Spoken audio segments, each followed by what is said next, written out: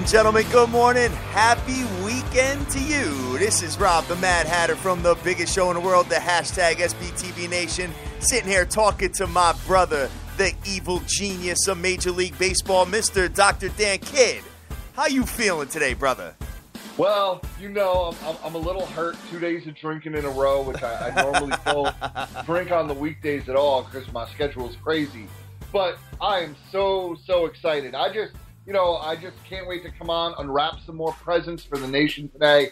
Last weekend, we absolutely murdered it. Yes. Made a ton of dough, invested in some more futures, did some good stuff. The card today is a little crazy. It's definitely a little difficult. We got the rain in the forecast, but we're still going to make that money, baby. All day, man. I was happy to see what you did last week. Your work, kid, your work like the last couple of weekends that you've been on has been outstanding, Dan. Congratulations. I think I've been around 80-something% for the last, something absolutely ridiculous, man. So I think out of 6 days, I think you had one losing day.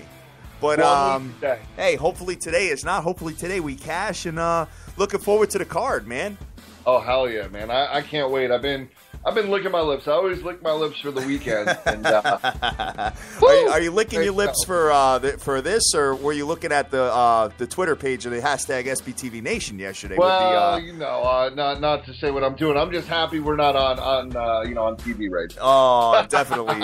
I mean, we had an amazing Freaky Friday yesterday, Dan. I mean, it was just absolutely monstrous, dude.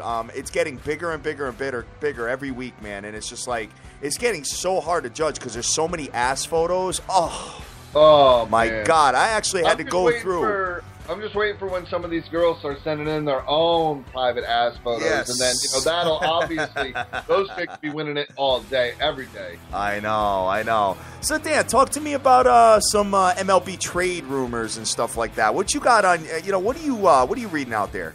Yeah, so, I mean, obviously there's a ton of stuff that is now really starting to develop. So you have obviously some sellers, right? You have Cincinnati, who's going to be a seller. Yep. You're looking at them probably getting rid of possibly Frazier, definitely Cueto, most likely Leak, probably Aroldis Chapman. The Frazier trade would be a huge deal because, he's like a hometown guy. Sure. Just won the home run derby for the first time.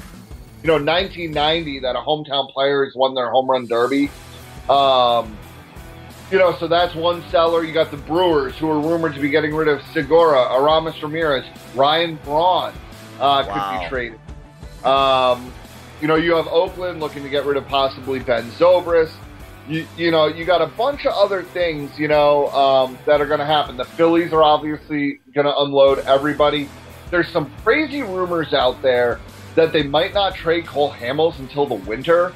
But that's insane. They'll definitely get rid of Papelbon. Yeah. If anybody will take them, they'll get rid of any veteran player that they have. So those guys are selling.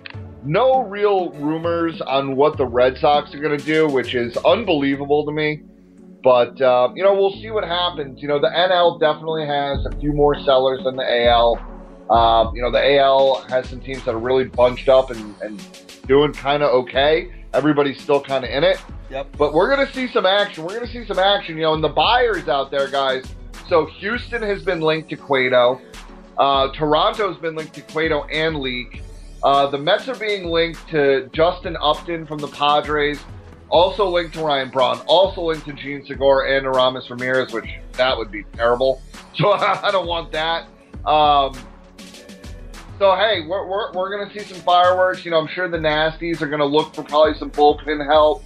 And you're going to see some relievers that you don't really know about that pitch under the radar for bad teams coming loose, too. So, guys, just, look at that. It's going to be a big deal for playing futures. The other thing for futures that I'm going to jump into real quick, and I'll take 2 seconds, is I was talking to Hatter about this. Look at when you get down to, 40 games left in the season, start looking at what the schedules look like for your team. Right. For instance, the last 32 games the Mets play, they play 17 of them against Philadelphia and Atlanta. That's a huge advantage. Huge. It's like, so there's going to be a team out there that's probably going to have to play like Washington and St. Louis that many times over that period, Yeah. So definitely an advantage. So just keep that in mind, guys. And, let's get in these games and make that money, kid. Yes, sir, man. And I told you, I told everybody yesterday a couple of notable things that I said. I mean, I did say that the Miami Marlins had absolutely no business giving minus 180 juice on the road yesterday, kid. Absolutely not. And and Jose Fernandez wasn't that bad. It wasn't his fault, man. It was just the defense just was errors for days. That team plays worse than on the road, a little league team at times. On the road, they do. On the road, at home they're a different team. They're home. But I mean, come on, dude. It's against the Phillies. Yeah. I mean, yeah, I agree. And the Brewers, kid. 32 more games against the NL Central. Just saying, and the NL Central being the elite teams, the Pittsburgh Pirates, the St. Lucia Cardinals, and the Chicago Cubs. So no, of course, I smell spoiler, baby. Well, here's the thing with the Brewers is, over the last few weeks, they seem to go 500, right? They win a game, they lose a game, they win 2, they lose 2. So. If they play 500 and they go on one of those crazy runs, the other way that they're known to do, you might be right back in there, man. Hope so, man. Hope so. So let's get right into the games, Dan, because I see a lot of stuff here, and the games are spread out today. They're spread out pretty good. So you got 1, 2 at 1 o'clock. You've got a 2 o'clock game. You got a 4 o'clock game, and the rest are at night. So yep. Pretty interesting. Yado just told me, and he's 100% right about this. About the Brewers have Carlos Gomez on the block. I completely forgot about that. The Mets are also linked to him as well. It would be a homecoming for him. Remember, he was traded to the Twins for Johan Santana back in the day. Yep. All right. Cool deal. All right, man. Let's get right into it, dude. We got the Seattle Mariners coming into the New York Yankees today. Seattle has Iwakuma. The New York Yankees have Michael Pineda. Stanks are minus 155. Under/over of 8 runs. What you got there, brother? Yeah, so right now there is really no threat of rain, but the wind is blowing Yankee Stadium, so we'll see what happens at 1 o'clock. But I like the Stanks here. I mean, Iwakuma had a great start last time out against the Angels. He went 8 innings, 3 hits, no earned. The start before was that first start back from injury, and against the Tigers, 8 hits and 5 earned. I know Pineda can be so up and down, but his last 3 starts have been unreal. Yeah, he's been at Houston, 7 hits, 2 earned. Home against the Rays, which, the Rays suck, but still, shutout through 7 innings. And then at Fenway Park, 6 2/3, 7 hits, only 1 earned. I really like the Yankees today, and I'm going to roll with them. Really, huh? Yeah. Pineda scares me, though, dude. I know. But I do understand what you're saying with his last 3 I'll starts. be looking at that live line for sure. Yes. If the Yankees jump out 2-0 or something, I'll be immediately popping on the live line to just cover my ass the other way. Okay. I feel you. I got it. Yeah, because then you'll have Seattle at a plus 350-ish, 325. Yeah, somewhere in that ballpark. So it depends on how early the lead is. If you catch that in the 4th inning, it'll probably pay. Probably pay a lot better for Seattle. Right. So. But, obviously, I'm hoping that the Yankees can just come out. Pineda has a good first inning, and then they come out, score a couple in the bottom of the first. We can go, and I don't got to worry about it anymore. All right, couple of trends to report. Let's see. The Yankees are 9 games over 500, man.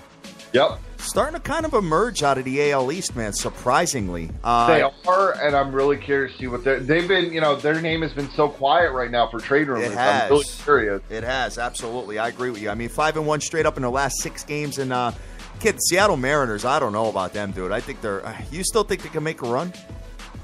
I have to think they, if Iwakuma keeps pitching and, Taijuan Walker keeps pitching, I know right now that they're in a tough place, but I got to look at the standings. I don't think they're that far back.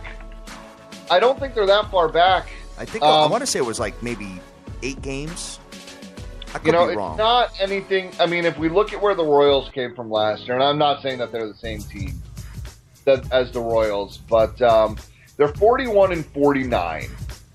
So, it's... so 8 games under 500. They're 8.5 back of the division. Okay, I was close. 8.5 back in the division. For the wild card, they are 8 games back. So they're 8 games out of a playoff spot.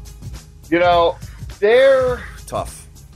It is really tough. But the thing is, let's say you go out there and you have 9 games against, you know, the Angels, the Astros, and I don't know, some other team, the Athletics, right? A division road trip or something. And you manage to win 8 out of 9 of those. Yep. Right then and there, you just close the gap like crazy. Yeah, I know. You know, it all comes down, look, it all comes down to if Cano's stomach is right and if he can hit the ball. Exactly. So, all right, man, we'll keep it moving to the next game here. Let me see what I've got on the ticket. I got the nasty Tampa Bay Rays coming into the Toronto Blue Jays. Talked about it yesterday that if it was a lot of scoring, there was just no way that the Tampa Bay Rays can keep up with the Toronto Blue Jays, and obviously it showed. Tampa Bay has Erasmo Ramirez on the mound. Toronto has R.A. Dickey. Toronto minus 155. With an under-over of 8.5. That seems like a lot of juice for Dickey being on the mound. I'm shocked. I mean, dude, R.A. Dickey is 3-10 with a 4.87. Erasmo Ramirez is 8-3 with a 3.63. And in his last 3 starts, Cleveland, the Stanks, and Houston, only 1 earned run in each start. Wow. I mean, and look, Cleveland is the worst out of those teams. But to only give up 1 run and 2 hits against Cleveland, 1 run and 3 hits at the Stanks, 1 run and 4 hits against Houston, dude, I'm all over Tampa Bay here. Really? All over the Rays. Oh, I don't know, Dan. I hate this team, man. 4-12 in their last 16 games. They've just been disgustingly awful. They have been disgusting, and they will continue to be disgusting. Hey, the Phillies won a game last night. The Phillies won a game last night. You are correct, man. Like the dream says, a broken clock is right 2 times a day. But, taking a look at this, man, that scares the hell out of me, man. I think I'm good with that game. I got to be honest with you. All right, man. You're missing out. Hey, I wish you the best of luck with that. My God. Oh, both teams are 46 and 46, rocking 500 records, man. I don't know. I'd love to see Toronto get Cueto though. Oh my God, that would be dope. Oh man, I mean, if they could swing it for Cueto, and the thing is, they might also look to add a bat. If they want to add a bunch of salary. Ooh, man. Because that's what, you got to look at what the other teams around you are going to do and try and upgrade. And if Toronto gets Cueto and a bat, like another bat somewhere, and I don't know where you would even fit someone in, like, the main position of weakness there, it's tough. Like, you get someone, put them in second base. But still, I mean, I really think that they're at least going to get a top-line pitcher. And if they do that, man, that team, they could really do some things this year. All right, man. A couple of things, guys. Listen, at the 11 o'clock hour, we got my boy Rob Dog's going to be calling in. We got a big college breakdown, college football breakdown. Can't wait for that. Everybody's juices are flowing for that. And let's see who's retweeting the show today. Let me take a look real quick, guys. We got Heavy365. He's saying that he's heavy on Toronto today, dude. He's going against you, man. He said He said the knuckleball is going to be working today, brother. All right, let's see. We'll see about that. The thing is, okay, when you're in a dome like Toronto or wherever, and I think this has been part of R.A. Dickey's problem, is I watched him with the Mets, especially that Cy Young year, and he's not this bad. But the dome is temperature controlled to be like 72 degrees. Okay. There's very little humidity. There's very little wind movement. The thing about the knuckleball, guys, is, Citi Field, and that park is known to have a little wind blowing back and forth off the bay. You get that knuckleball, guys, it moves just on its own. And now, the thing was, when you can change speeds on that, it was a much better pitch. Now he can still change the speeds, but he's not getting the movement. If you look at it, look at a comparison video between when he was on the Mets and when he's pitching in Toronto. Okay? Not the same thing. All right, Dan. Hey, good breakdown of that. Let's see who else I've got on here. I've got Chris Spadalicio. I believe that's how you pronounce your name. Good morning to you. Got Jeff Ryan on here. G. Rose. Jim Rona's a douche. Direct Sports Solutions. Snoopy Betts is on here. James Knoll, what's going on, brother? My man Yato, as always. Sirach King J. I got winning picks. I got Ben Rowe. I got shy picks. C. Rodriguez Jr. Let's see what else I've got here, man. Jake Cass is on. Good morning, dude. Marlon, Boston boy, has made his way down to Connecticut. What's going on, brother? Hopefully we can link up at some point. Got Sin City Maverick and the Odds Hustle, just to name a few. And my man Sir Mata as well. Good morning to you guys. All right, Dan, so the next one I have on the ticket, let me take a look here, is the Kansas City Royals at the Chicago White Sox. K-Sizzle has Jeremy Guthrie, and the White Sox have Jose Quintana. The White Sox kid, minus 130. Wow. With an under-over of 8.5. I get it. I get why. Go for it. I get it, and I don't get it. You know, it's not like Quintana's been stellar. I mean, he's 4-9 with a 3.69. I mean, Guthrie, yeah, he's 7-5 with a 5.36, and he's been pretty brutal. But here's the thing: his last 3 games, I mean, he keeps his team in the game. 2 earned, 3 earned. I mean, he's your stereotypical, you know, 4th or 5th starter. All right, Kansas City's winning this game today. You think, huh? I don't just think. I'm putting my money where my mouth is. Wow. All right, man. Hey. Look, Kansas City had a bad game yesterday. You know, they looked just kind of like lackadaisical. They didn't look great. I think that, you know, after losing a 2-0 game, you know, coming off the break, they're going to be primed and ready to go. Well, you know what? They did win earlier in the day, Dan. Oh, right. They won the first leg of the doubleheader, right? They did, yeah. And you want to hear about a kick in the nuts? Listen to this. So I take K-Sizzle on the run line. Minus 1.5 paid crazy, right? Yeah. So I'm like, you know, and I obviously selected listed pitchers, you know, as usual. So what do you call it? So I'm sitting there now. I didn't even realize the pitching change happened because I was working, you know, the whole package, whatever. So right. Now I'm sitting there and I'm refreshing the phone, at happy hour, whatever, looking at it, and they win by 2. And I'm like, you know, I'm telling my kid, hey, I got this one, good, right? Go into the book, dude. Canceled the wager. I was like, oh. That's the worst. I don't know what's worse, dude, losing or thinking that you won when you didn't. I was so pissed, Dan. I mean, I've done that before. Oh, dude, you know what, guys? That's a killer. Guys, after the games start, make sure that your wager is in or not in or whatever. You know what I'm saying? Because sometimes they have these last-minute pitching changes. So that's if you do action, you don't have to worry about that. But with listed pitchers, that's when you have to worry about it. And I was good with K-Sizzle in the first game anyway. But looking at K-Sizzle, I mean, they're definitely superior in everything here, Dan.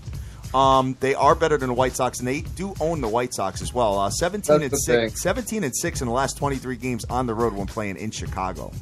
So something to take a look at. You may be right here, Dan. I just don't know if it does it for me, man. This White Sox team has been a little pesky lately, man. Yeah, but, you know, Kansas City's been dope, unreal. But they are 1-4 straight up in the last 5 games on the road, K-Sizzle. Yeah, no, I know, but I don't know. I just think that it's not like Quintana is for sale here. Yeah. You know? Yeah. I mean, he's still 4-9 with not a good ERA, and I think coming off that second game where they didn't put up a run, you know, they'll put up some runs. Yeah, and just one other thing, guys. Taking a look at the White Sox, 8-3 straight up in the last 11 games at home. Surprisingly, Dan, I don't know where these wins are coming from with them. Yeah, but I mean, you got to look back. I mean, they, if I remember right, didn't they play? I mean, a bunch of mediocrity. I mean, let's see. Yeah, I mean, they played. Those wins are coming against the Orioles. They took 2 out of 3 from the Blue Jays, or 2. Yeah, and then they split with the Cubs. I mean, I don't know, man. I mean, I'm looking at their last like 10 games before the break from July 5th. They're just about 500. Okay. All right, so we'll keep it moving.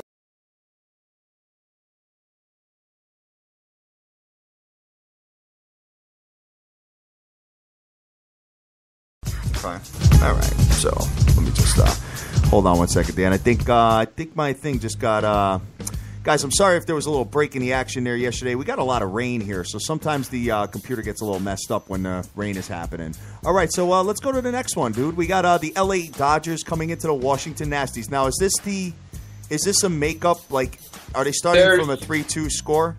Yeah, they're starting from the 3-2 score for the first game. Oh, okay. All right. I don't have a line on that. Yeah, I don't.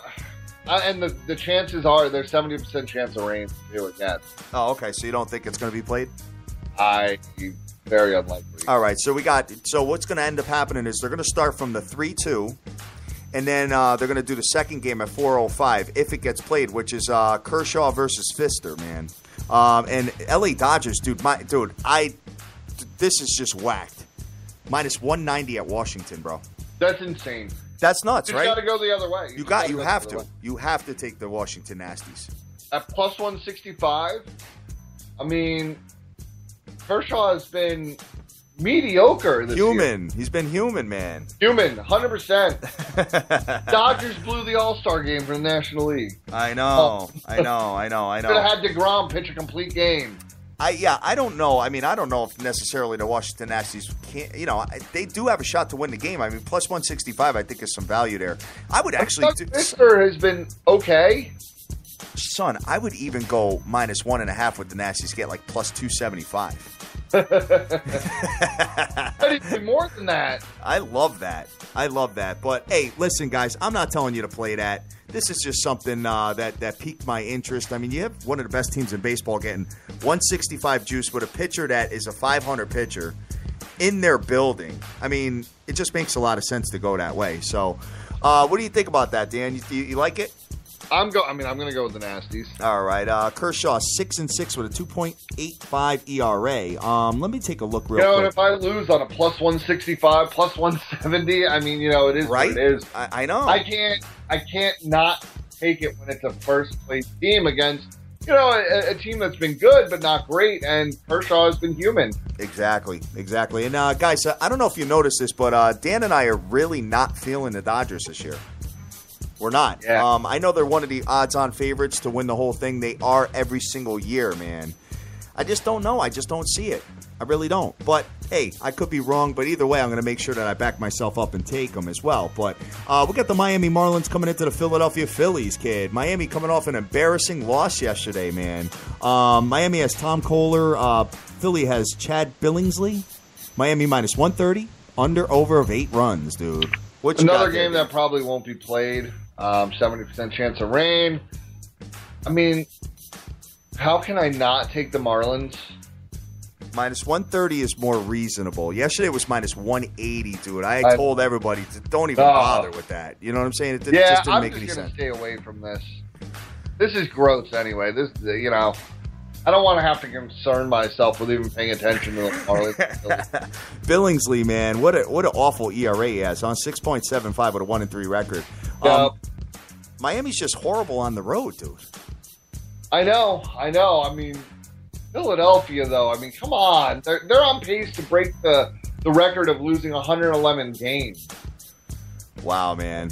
Wow. What was the other team that was really bad like a few years ago? Was it the Tigers? Tigers had a really horrible year in the last 10 years. 10 years ago, like 10 years ago, I think the Tigers came close.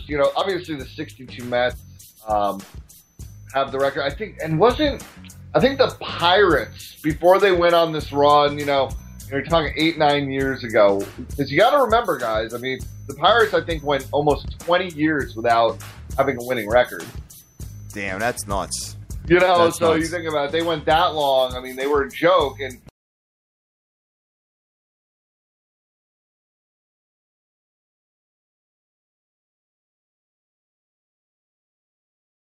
30 wins this year. So we will keep it moving from there, Dan. Let me just take a look. What's the next? Oh, hold on. I got it. Baltimore Orioles, who've been sucking as of late, man. Coming into the Detroit Tigers. Baltimore, Chris Tillman. Detroit has David Price on the mound. Detroit minus 150 with an over of 8.5 runs. You're feeling David Price, aren't you? Yeah, I'm going with David Price. I could tell what the evil genius is looking at, man. Yeah. We're getting pretty good at this stuff, man. Baltimore 1-6 straight up in the last 7 games. They've just been terrible, man. And Chris Tillman's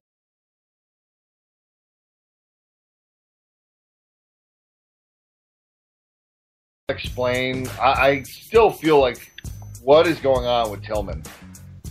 I mean, did not expect this year from him at all. I didn't think he was going to be phenomenal, like lights out, but I mean, he has not been that good. I mean, as of late, he's been better. If you remember, Cleveland, he shut out Cleveland, but then he went only 4 2/3 at the White Sox, gave up 10 hits, only 2 earned runs. And then his next start at the Nasties, or home against the Nasties, six innings, 8 hits, 2 earned. Yeah. But look, David Price is David Price. Now that the weather's warm, remember he had that bad start at home against the White Sox, but then he shut out Minnesota in his last game on the road, and Toronto. He only gave up a run. And so I think shut out the Twins is pretty good. Yeah, you shut out the Twins and only give up a run against Toronto. You're on your game. I'm all over Detroit here. It makes sense, Dan. It really makes sense. I mean, Baltimore is now under 500, dude. 44 and 45. I did say this yesterday. I said that whoever wins and loses this series has a shot to really paint their season. Because I got news for you, dude. If they lose this series, like if the Baltimore Orioles get swept, I think they got a real uphill battle you know what I'm saying? They might become sellers. They might start selling everybody. You think so, huh? There's that chance. I mean, it depends. I'm not quite in tune to what that management might do.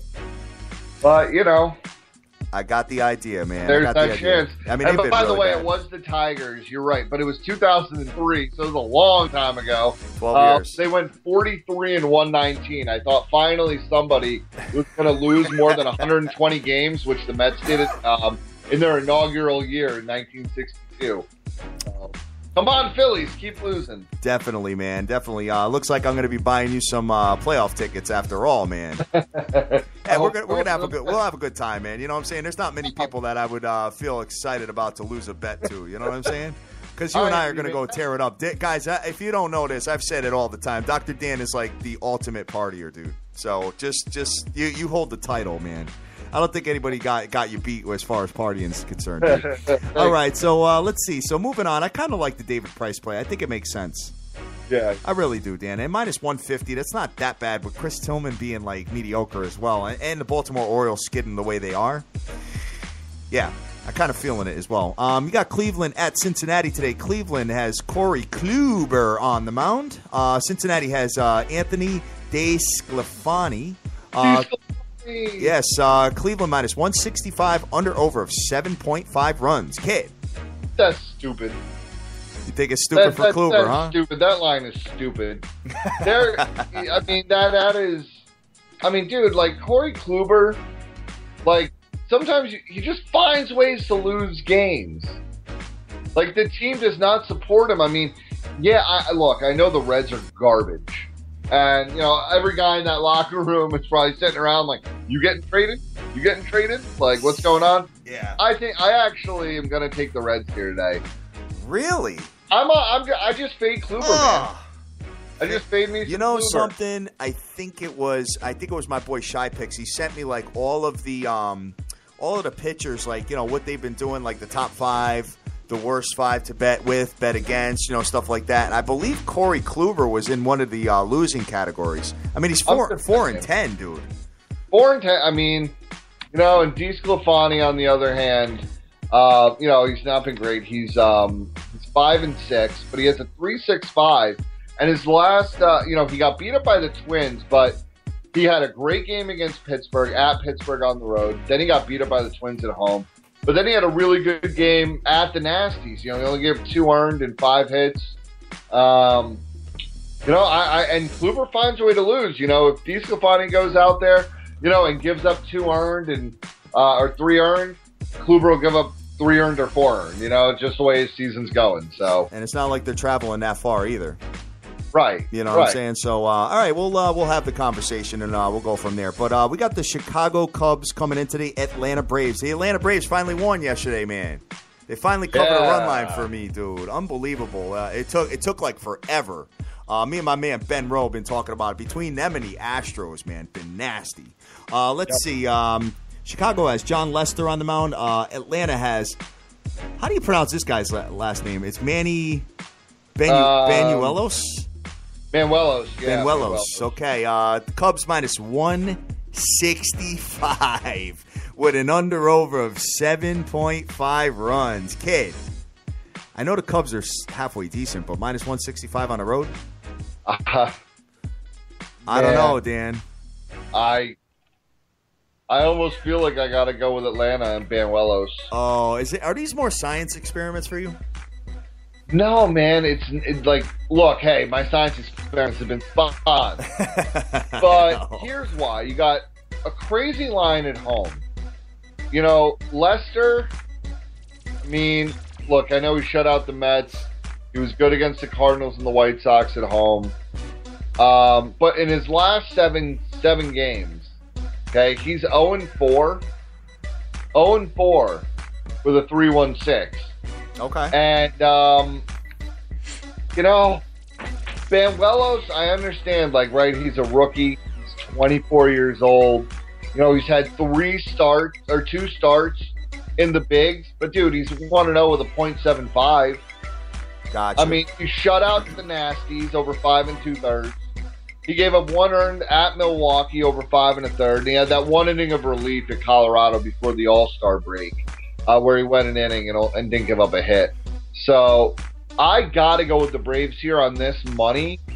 You know, I mean, the Cubs aren't ridiculous. And if this was a home game, trust me, I wouldn't touch it or I'd be on the Cubs. I got to be on the Braves here. Okay. I mean, our man Rafael Esparza came on, Thursday? And he told me that if the Cubs win the World Series, that Vegas will get crushed. Because he said that there's more tickets on the Cubs every single year than any other team, dude. As far as futures are concerned. Oh, imagine of course. That. Because, people are crazy out there. They'll bet. The Cubs could be 1,000,000 to 1. You know, they could have the worst team.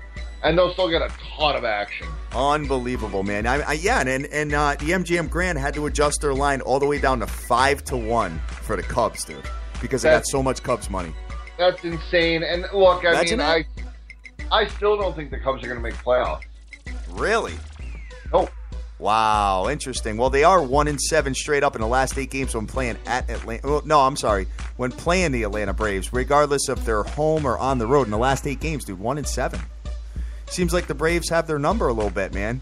You might be onto something. And the Braves, they have their number. And look, like I'm saying, dude, this Banuelos kid could be a star. All right. I know it's early. I hate to say things so early, but he's real good. And the other thing, and people can call me crazy for saying the Cubs aren't going to make it.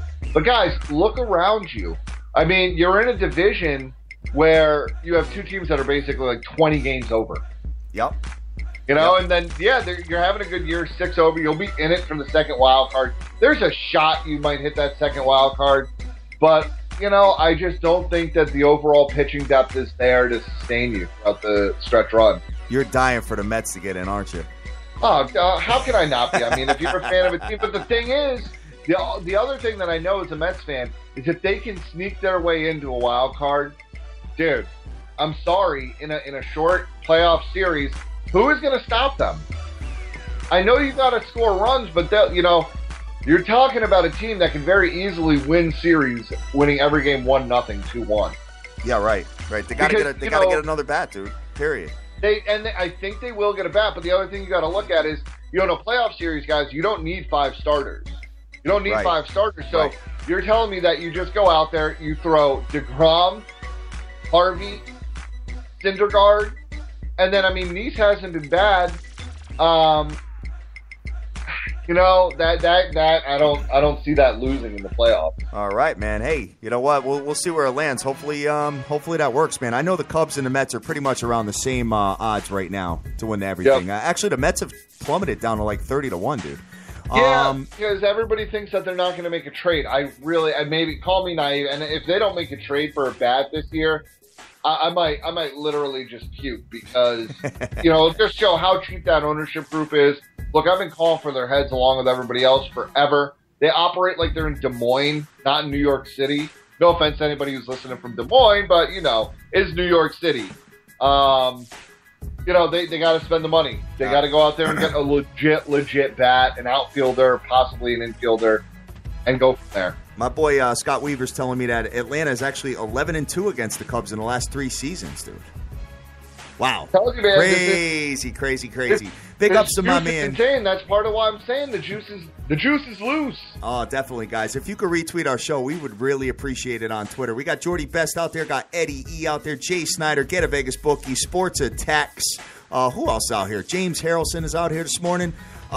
Sorry about my voice, guys. I had a cigar last night, man. I had drinks. You know, I posted a little video of us wilding out last night, man. So I had a good time with the dream. Yippa82 is out there. The Pick is out there. Immaculate is out there. Immaculate, my assistant Ray's has reached out to you. We got to get your T-shirt size. We've got some pretty dope-ass Freaky Friday T-shirts that are going out to the nation. I got Postal Pete, Big Money G, Larry Juco, Sir Mata. What's up, dude? How are you? And Tommy King is out there as well, as long as Vegas Girl, JC, hashtag SBTVNation. So Pittsburgh Pirates at the Milwaukee Brewers. Kid, where are you? Yo, you back? I'm back. I don't know what happened, man. I think there was just some lightning in my neck of the woods in Connecticut, and all of a sudden my internet went out for a minute. Oh, wow. All right. Well, I didn't even realize that you were gone, man. I was too busy doing shout-outs. No, I cut back in for a second. I'm like, he's still doing shout-outs. I'm good. That's the power of the nation, man. I could do shout-outs for days, man. So I was just alluding to the Pittsburgh and Milwaukee Brewers. I can't stand this Pittsburgh team. It put a smile on my face to see them lose last night, man. You got Pittsburgh, Francisco Loriano. The Milwaukee Brewers have Jimmy Nelson. Not saying, dude, I'm saying that the Pittsburgh Pirates they're just a thorn in the side, man. They got the pitching. I just don't. I think they're fooling everybody. As far as the bats are concerned, the bats are kind of shaky, to say the. You think they're going to make a trade and get a bat, Dan? I don't know with that ownership group if they would go out there and spend the money. And the problem is, two teams that are going to be shopping serious bats are in their division in Cincinnati and Milwaukee. Yeah. And there's no way in hell that they're going to trade them to, within the division. Unless, something crazy gets offered.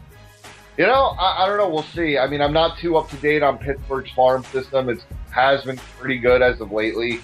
So we'll see. But if they want to make some serious noise, I agree with you.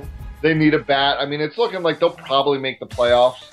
They most likely will. And they can definitely win a wild card game and, a division series. But if they have hopes of winning, an NL pennant and getting to the World Series and possibly winning, they're going to need a bat.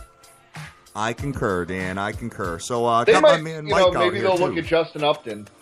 Yeah, good point. And Tulo's available too, right? He should be. He should be, right? But I don't.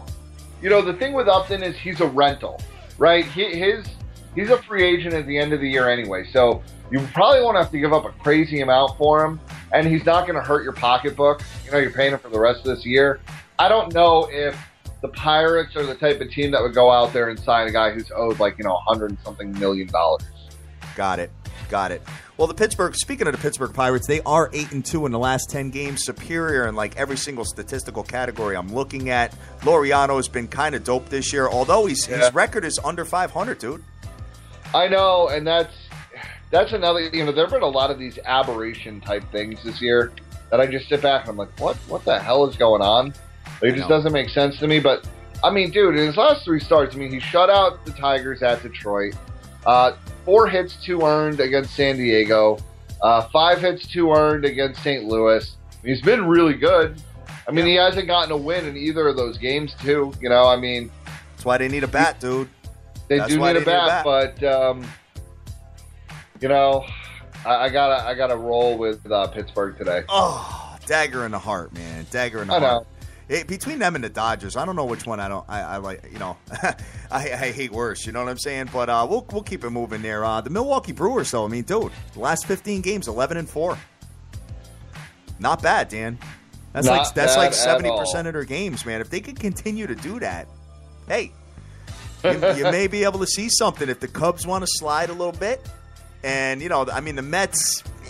Who else you got though? I'm not putting the Milwaukee Brewers in their category, guys. Don't misunderstand what I'm saying. But you have one wild card team being definitely Pittsburgh or St. Lucia, whoever is in that division that doesn't win the title. But who else? besides the Cubs and the Mets. I mean, who else is in that wild card race? Yeah, I mean, think Nobody. about it. Yeah, there's really not. I mean, the Braves are out, the Phillies are out, the Marlins are out. Yep. The Mets and the Nationals will win that division. The other will vie for a wild card. D-backs, Colorado, the Giants. Colorado's done. The D-backs are pretty much done. The Padres are pretty much done. The Giants, I haven't loved them. I don't think a wild card comes out of the West. I mean, the Giants could get on another run. They could. Yeah. Which they're notorious for. We know it's that. Really the wild card is going to come down to, you're right, it's Pittsburgh's probably going to get the first one, or they're going to win the division over St. Louis, but either one will get, the number one wild card. Yep. And it's going to be between probably the Cubs and the Mets right now. Cubs and the Mets. Okay, so Cubs, Mets, or Cubs and winner of the East, And Milwaukee gets to play Pittsburgh, the Cubs, and St. Lucia 32 more times. Yeah, I mean they can control their own destiny quite a bit. It's amazing. But then the Mets get to play, the Phillies and the Braves. Yeah, good point. Good point. Who might have double A guys by the time they get there. Yeah, right, exactly, when they sell everybody. Right. So as far as that game's concerned, you're feeling Pittsburgh? Yeah, definitely. All right, so 6 more games on the ticket before Rob Dog calls in. We got 15 minutes actually 17 minutes, so looks like we're making some pretty good timing, Dan. We got the Texas Rangers coming into the Houston Astros, man. Texas, Colby Lewis, Houston, Scott Feldman. Houston minus 150 with an under-over of 8 runs. Kid, this Texas Rangers team is just plummeted, dude. Bad. 1-8 in the last 9 games, brother. Yeah, and Houston finally was able to get off the schneid last night. Yes. They had lost a bunch of games in a row, 9 out of 11 or something. So they desperately needed that win. They're obviously much better at home than they are on the road. I'm not touching this game, though. No? I mean, Colby Lewis hasn't been terrible. I mean, he's got a 4.77 ERA, but he's getting wins behind him, 8-4. Then you got Feldman, who's 4-4 with a 4.8. I don't know, man. I'm not. It's a coin flip to me. Yeah, I hear you. And the Houston Astros, dude, went from 16-1 down to 25-1 just with that one little 5-game skid they had there. Just like that, snap of the fingers, man. I don't know, man. Does this team make the playoffs or what? The Houston Astros? I still think they do. I mean, maybe they went through their bad stretch and they get back to it now. Especially, right, they're being linked to some big-time pitching. Yeah, good point. If you tell me that you got Keuchel and Cueto, I mean, dude. Yeah, I know. And their offense is pretty good, too. Their offense is good, and the thing is, they also might go out there and get someone who really just hits for more average. There's some guys on the market, some just pure 300 hitters that they might look at. And, if they do that, they will win that division. I mean, Cueto, a lot of people going into Houston would have problems. I mean, that could be kind of a bandbox. But Cincinnati is like the ultimate bandbox right now, that and Philadelphia. And, so I think you feel very comfortable there. Going to a winner, man, and not having to be the complete man. I think can make him even better, not having that crazy pressure, because you don't have to be the stopper every time. I mean, your team's winning games. You got Keuchel in front of you. Man, that'd be nasty. I feel you. So you're not taking this game. I think I agree with you on this. Dude, Texas has to win at some point, bro. They have to win at some point. So you know what? Taking Houston a minus 150 juice at home, I just don't think it makes any sense. No. You know what I'm saying? No. I think I got to fall back from it. If you're telling me Keuchel's on the mound. Yeah, if Keuchel was on the mound, we'd have a different situation there, brother. No, I mean, I can't touch this game. And both teams, no matter how bad or good they each are, it's that in-state, that Texas rivalry, and now it's an inter-division game too. Yep. It means a lot to these teams. Absolutely, man. All right, so scrolling to the next one here, kid. We got your New York Mets coming into the St. Lucia Cardinals. And the New York Mets have Bartolo Colon. The St. Lucia Cardinals have John Lackey. St. Louis minus 155 with an under-over of 7 runs. Dan, every time I see these NL Centrals, I see the New York Mets involved. I see, I see a lot of unders happening, dude. Yeah. So same story last night, man. Talk to me about this matchup, dude. I mean, I'm not really sure. I think it's a very 50-50 here. The Mets lost a tough game last night. Umpiring was terrible in the end. Hate to blame it on that. I normally don't, but they just got to pick it up. They just need to hit the ball. They had chances last night. Unless they hit home runs, which is insane, they don't score. Right. Wasn't there like their previous 12 runs up until 15. Last night were home runs? I think 15. 15 sick, because dude. Curtis Granderson led off with a home run. Unbelievable, man. So hey, I mean, look, Lackey has been good lately. I mean, he shut out the Cubs. He gave up a run at Pittsburgh. 7 hits and 2 earned home against the White Sox. I mean, Bartolo has been okay. I mean, his last 3, like at Milwaukee, he got blown up a little bit, but then he shut out the Cubs and he gave up 10 hits, but only 2 earned at San Francisco. So I'm not going to touch this game or the under. And there's just something screaming to me that I think some runs get scored in this game. Okay. So I'm just going to stay away from it. I mean, obviously, I lean the Mets. They've been playing much better baseball even on the road. But, if they don't hit home runs, they won't win. I don't know, man. I'm just going to stay away from it. All right. Taking a look at this, guys. And what I'm talking about, the unders, listen to this. So 6 out of the last 7 Mets games have gone under. 17 of the last 21 St. Lucia games at home have gone under. But as of late, surprisingly, dude, the St. Lucia Cardinals, man, 6 of the last 8 games have gone over with them. So kind of strange, but I don't know. I keep seeing unders with them, man. So, an under-over of 7 runs. If it was anybody but Bartolo, I would probably jump on the under, Dan.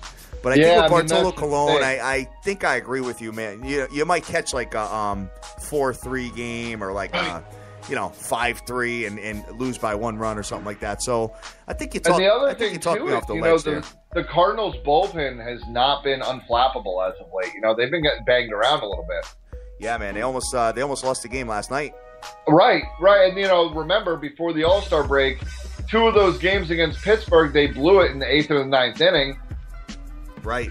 You're absolutely right about that. Their guys have normally been really untouchable, but not lately. So, all right. That's why the under scares you, guys. If for some reason it jumps or something and maybe goes to 8 by the end of the day, maybe you take a look at it again, but not at 7. Yeah, and I don't think that's going to happen. We No, got 4 more games left before Rob Dog calls in 11 minutes. We got San Francisco at the Arizona Diamondbacks. Dude, I'm disappointed in the D-backs, man. Yeah. I thought, going into the Mets series, I thought they had a little bit of momentum and just got swept by the Mets. Yeah. And then lost last night to the San Francisco Giants. So now they're losers of 4 straight games. San Fran, Jake Peavy, Arizona, Chase Anderson. Arizona minus 115 with an under-over of 8.5 runs, Dan. I was leaning Arizona in this game, but I just can't in good faith do it. If they were favored, I would take them. But even at minus 110, I'm not about it. I like them in this spot, Dan. I know you do. And obviously I hate Peavy. He's been bad. Yeah, Peavy's been really bad, man. 0-4 I know. 4.7. I mean, I really, to me, it's like 59%. And if I could, that Arizona wins, if I could get up to that 60, 61% of my mind, like I'm right there, but they've just been finding ways to lose games.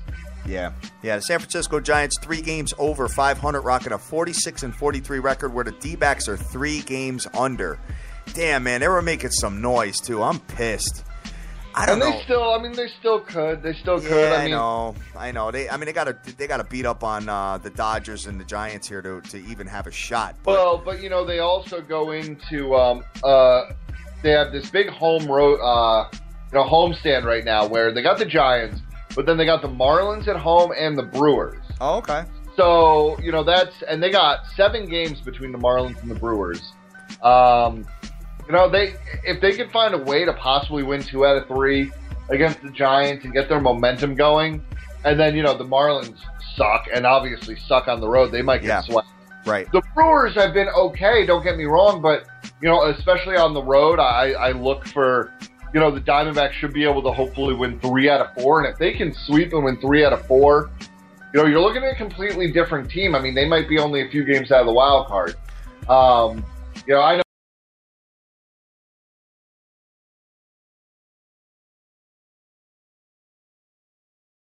I know. You're making me want to take it. You're making me want to take it. Don't let me walk. So much of this stuff. You are the evil genius. You are the evil genius, dude. Don't let me sway you in any direction. Oh no, it's not that. It's like I already have a big lean on the Diamondbacks, but it's almost like I have so many other plays that it's kind of just one of those that to me is more of a coin flip than other ones. But because it is against Peavy, I'm gonna go ahead and roll it. All right, Dan. So. Hey, we got 3 more games left, man. Let's see if we can find any more value here. Colorado at San Diego. Colorado, Chad Bettis. San Diego, Tyson Ross. San Diego, dude, minus 155. Wow. Crazy. I don't understand that team giving anybody minus 155, but they are at home. And I did notice that their home crowd is pretty live, regardless of how bad they are. Under over 6.5. Dan, what you got here, bro? I got to stay away from this. Yeah, nasty, right? I mean, Tyson Ross has been good. I mean, I understand that, but, and the Rockies' offense on the road is not what their offense is at home. Just stay with this. I mean, there's too much other value out there. Nasty. We started off the show with not really having much value, and now all of a sudden talking them out, we got a lot of different stuff popping. A lot of value out there. Boston Red Sox at the LA Angels. Boston Red Sox, Rick Porcello. The LA Angels, Garrett Richards. LA Angels minus 145 with an under-over of 7.5. I'm pissed at myself. I wanted to take the Angels in the series play, and I fell back from it, Dan. And they won last night 1-0. Trout has been amazing. Pujols is coming to form. What did you have the series play? Dude, I forgot what the odds were. I chickened out, though, so it was like a minus. I looked at so many of them yesterday. I think it was like a minus 145 somewhere in that ballpark on 5 Dizzles. Because what I'm going to do is I'm going to ride the Angels. I can get them down at 136. Hey, it's the Red Sox and it's Porcello. I mean, he's 5-9 with a 5.9 ERA. I know. He's bad, and he's been bad lately. I mean, at Tampa Bay, 6 innings, 9 hits, 3 earned. That's Tampa Biscuit. And then at Toronto, he only lasted 2 innings, 7 hits, 7 earned. Smashed. At home against the Marlins, he went 6 innings, but again, 8 hits, 2 earned. That's the Marlins. And now he's coming into the Angels, like you said. Pujols has been crushing the ball. Trout, is probably still the best player in the game overall. And Garrett Richards has not been bad. He had the 2 starts against Seattle. He gave up 4 earned in the last one, but then at Texas, only 1 earned over 7 2/3. The game before at home against Seattle, 7 2/3, only 7 hits and 2 earned. I'm all over the Angels here. I think I agree with you on that, Dan. I like it. This Red Sox team is pesky, though, dude. Don't be surprised if they go up 2-0 and you're like, they're a garbage team. Yeah. They're a garbage team. I don't know, man. I still think until they're out of it, man, they're never out, Dan. They're in the AL East. They're pretty much out of it. They're pretty much out. They're I'm wishful 6 thinking, under man. 500. I got the idea. I understand. I don't know. All right, taking a look at this. The LA Angels 8-2 in their last 10 games, dude. Boston, surprisingly, man, 4-2 in their last 6 games on the road. Something to take a look at. But in the last 8 games when these two teams play each other, Boston is 2-6. So, hey, we'll have the conversation as we go, brother. But I think I'm feeling you with the Angels, man. We got a lot of time. We got till 9 o'clock till that one starts. The final game we have on a ticket here is the Minnesota Twins, who has been the surprise team of the year this year. You can't. They're definitely them and the Astros, dude, are like the biggest surprises. Yeah, I obviously saw the Astros. I did not see that. I thought the Twins were going to be a garbage team. And, when they had that losing streak, we were both saying, hey, they are what we thought they were. They're going to be terrible, from here on out. And then all they do is win now. And cover run lines, dude. They were plus 275 on the run line yesterday, man. I know. Crazy. I know. Crazy, man. The Minnesota Twins, man, I'm telling you, man, they're 10 games over 500. You know, I don't think they win the World Series, obviously. But are they in the trade rumors here? Are they making any noise? What's going on with them? I haven't really heard anything about Minnesota. I'd have to look into it a little more. But, oh, man, I don't know. They should try and do something. I mean, everybody else around them is, I think everybody else is going to do something. Let me just ask you a question, Dan. Yeah. Or let me just point something out. The AL has home field advantage in Game 7 of the World Series. And you know how dope this team is at home. Just saying, if they get into the playoffs, man, they're only 4 games out. They're only 4 games out of K-Sizzle, man. I know. They probably have the number 1 wild card right now with the Angels. Oh no, the Angels are winning the division with the Astros probably number 2. So, yeah, man. No, I mean, hey, like I said, I've started to become a major believer in the Twins. They've been pitching really well. I mean, Big Pelf, man. I know. Never thought I'd see this from them. I feel good for them. Obviously, you can say that when you actually have pitchers that pitch better than them. But, I know this is crazy, and I was really, looking at this game because I don't understand how the juice is where it's at. I understand that Kazmir has been really good. Yep. But he's still a 500 pitcher. Yeah, good point, man. 500 pitcher. Yeah. I know in his last 7, I mean, this is insane. He's 3-2 in his last 7 with a 1.88. I mean, that means that Oakland is just failing to do anything behind him. He gave up in his last 3 at home against K-Sizzle. He gave up 3 earned and 7 hits, lost the game. He wanted that game at home against Seattle, shut him out. But then at the Stanks, he shut him out. But he only went 3 innings. So is there an injury that I'm unaware of?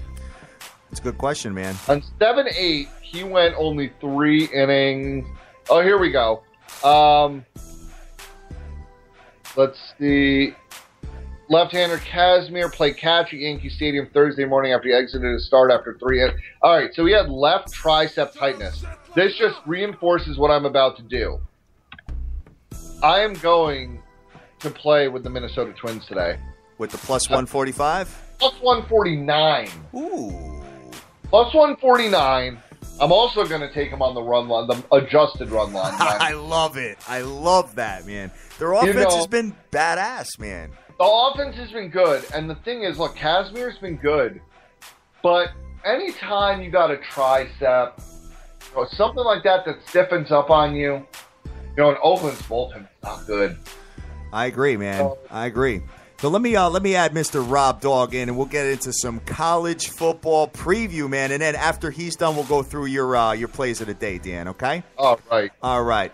Do I have my man Rob Dog on the line, getting our college football juices running today? All day, brother. What's going on, man? Long time no talk. What's up, man?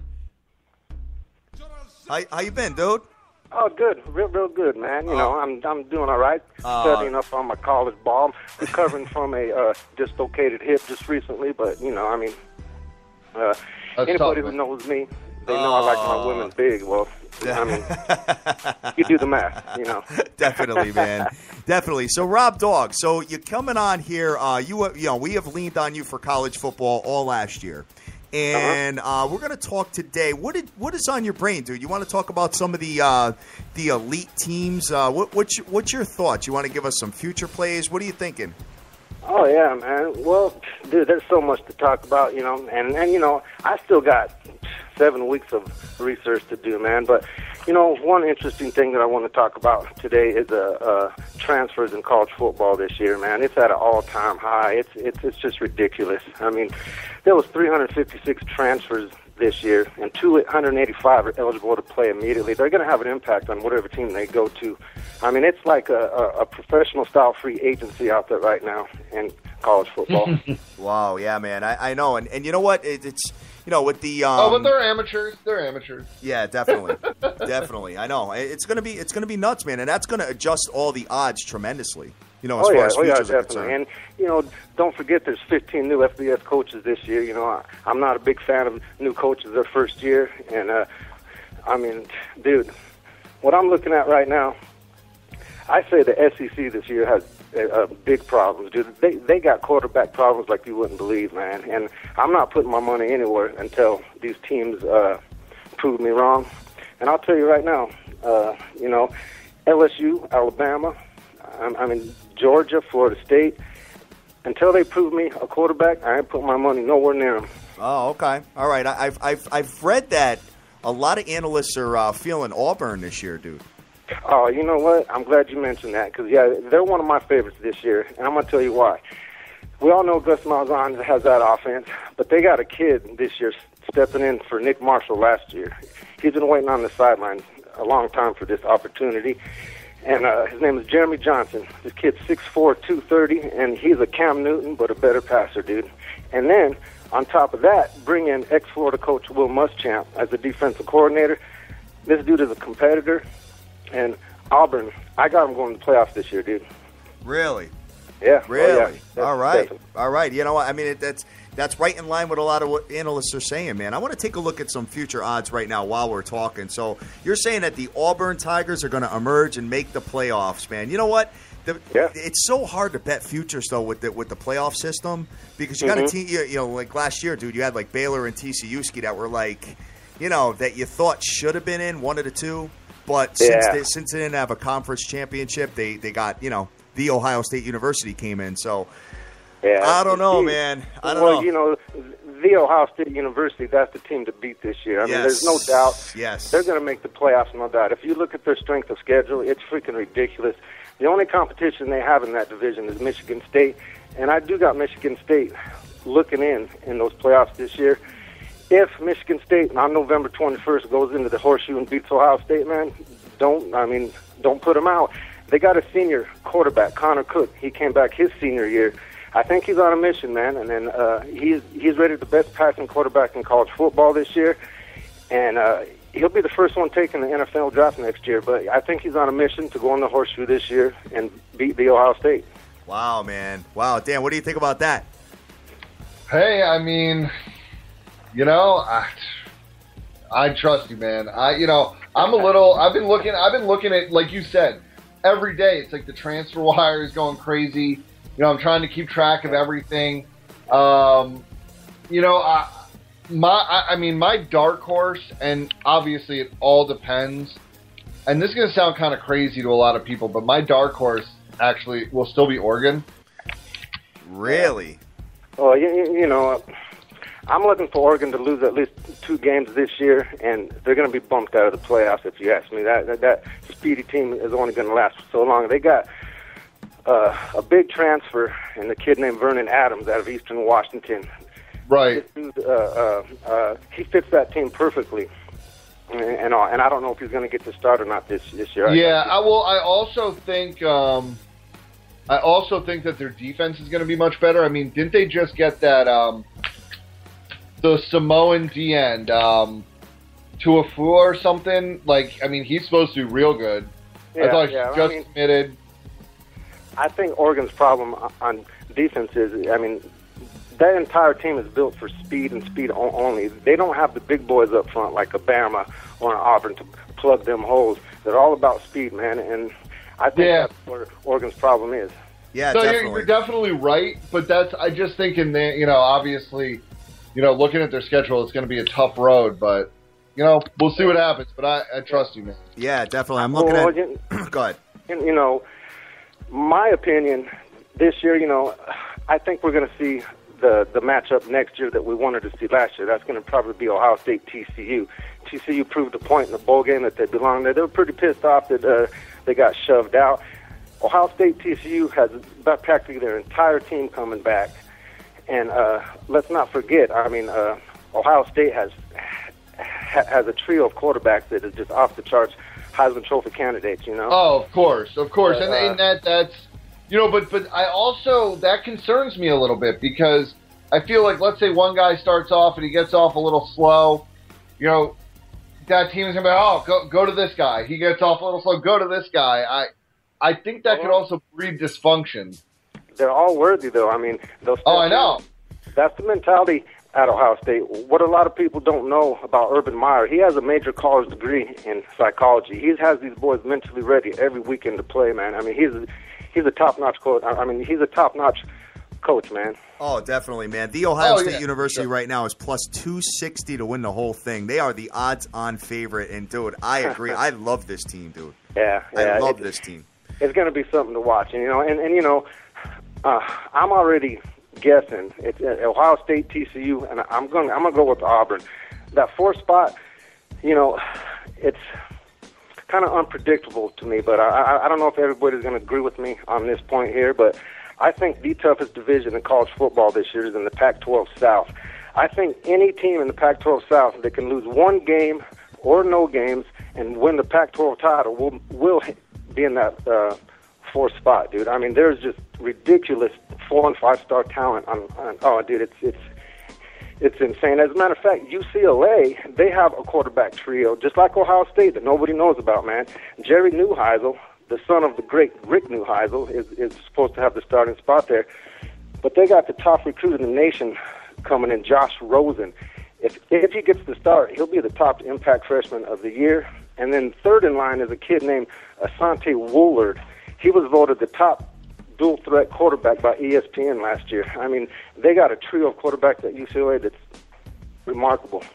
Yeah, wow, man, unbelievable. I'm taking a look at this, man. Just looking at some future odds. You know, just for the pack in general, man. You got Stanford at like 40-1.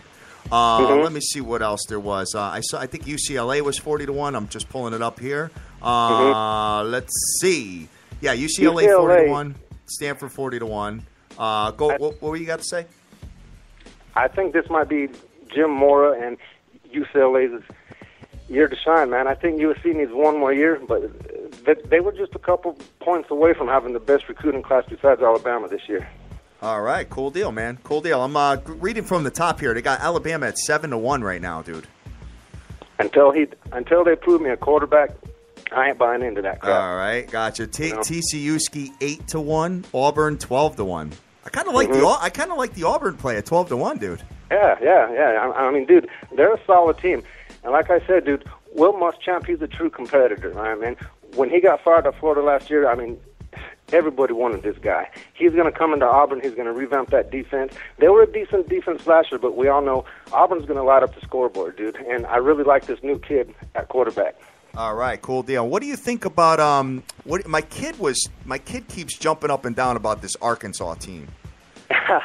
Arkansas, yeah, dude. I mean, that, you know, Arkansas and Tennessee are the teams this coming up year that you're going to want. They're going to cover a lot of spreads in those big games, especially Tennessee. Arkansas is built for the run, dude. I mean, they recruit the meanest, baddest offensive lineman there is. I mean, they showed it off last year. They will run up your throat every weekend. Right. And they got a decent quarterback that can throw the ball, too. So, I mean, they're a threat. Yeah, their defense might need a little bit of work, but, I mean, dude, yeah, they'll be all right. Yeah, I mean, I'm looking at a 50-1 shot right now for Arkansas. I mean, that SEC is really, really tough, but I get it. I mean, that's hey. And then you got Michigan State at bouncing around, man. Michigan State 28-1. You know, going back to the SEC, you got Georgia and Clemson at 28-1. LSU ski at 25-1. So I think it's going to be real fun and interesting this year, man. It's going to be fun. You know, Bama, Georgia, LSU, they all got great defenses. They all got great running backs and stuff, but all three of them have quarterback problems right now. And you know, you can't win championships with a mediocre quarterback. Yeah. And but Georgia, they actually got a quarterback transfer from Virginia that played at Virginia last year, who's a pocket passer quarterback. So Georgia might do well depending on how this kid adapts to Georgia's style. You know, they're going to run the ball on you. All right, I feel you, man. So I'm liking that Auburn pick, dude. Dan, what do you think? What are you looking at? I know you're a future maniac like me. What are you looking at, Dan?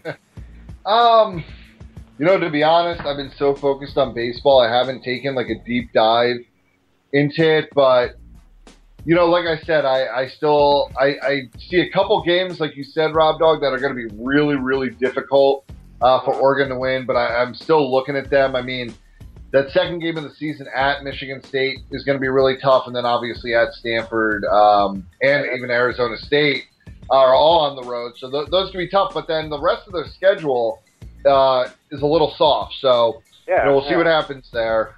It really is, I feel the same way about Ohio State. I mean, it's a no-brainer they're going to be in the playoffs, man. Yeah, I mean, I like Ohio State as well. Obviously, after winning me a boatload of money last year. I don't know if you know what happened, but we had a contest between myself, Dan, and the Dream.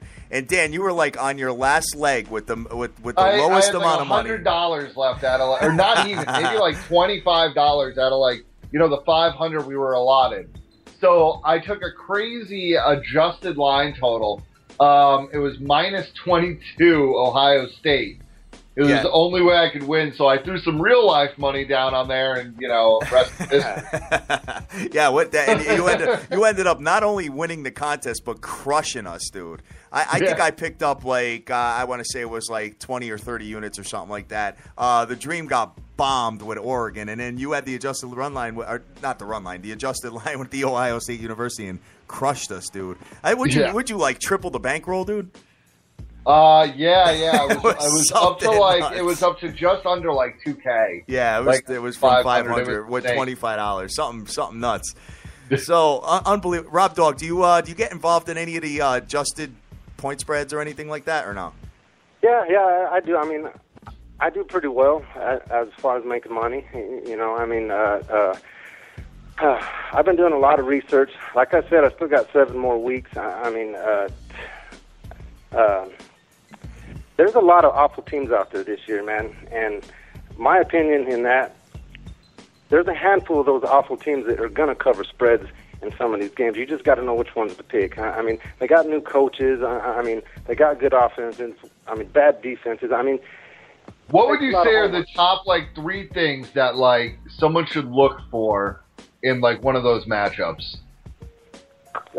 First of all, coaching staff, the record last year, and how they played in big games last year is 3 things that I kind of look at. And it's also very important to know if they play better at home or on the road.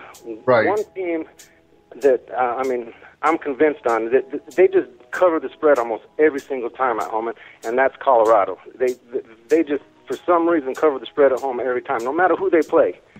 It's right. Awesome. But, cool. Yeah, gotcha. Thanks for the info, man. Yeah, definitely, man. And we want to definitely get you back on, dude, as we get closer to the college, because you got 7 weeks to go, man, as far as homework is concerned. So, we like leaning on you and the Irish mob for all the college football knowledge, man, because you guys rip it, dude. Sure. Yeah, definitely, man. And that's, guys, listen, this is all he does is college football. So, someone to take a look at, man. So, Rob Dog, you got anything to plug before we close out? Because we're already 15 past, and we got a lot of baseball to still go over. Baseball, yeah. I just want to plug my boy D over there at www.draftwars.com. That's with the Z. If you like daily fantasy sites, you go on that site, you'll be happy. And I do want to mention one more thing before I get off the line, man. Sure, about go Navy. for it. Yep, Navy. Okay. Joining the AAC for the first, a conference the first time in 135 years. They're a solid team, dude. Vegas has them at 7.5 wins this year. I would take over that, and that's my top play of the day. It's going to be ridiculous. Wow, the Naval, dude. I watched Navy get beat by Yale last year, man. So is Yale going to make us money again this year? Kid, Yale, I don't know yet, Dan. I gotta really look down deep and dirty into Yale. I gotta actually get a live look at them to see if they're going to be halfway decent. When I went to that game versus Navy, dude, I saw something there. I was like, this team, because I bet Navy, dude. Remember?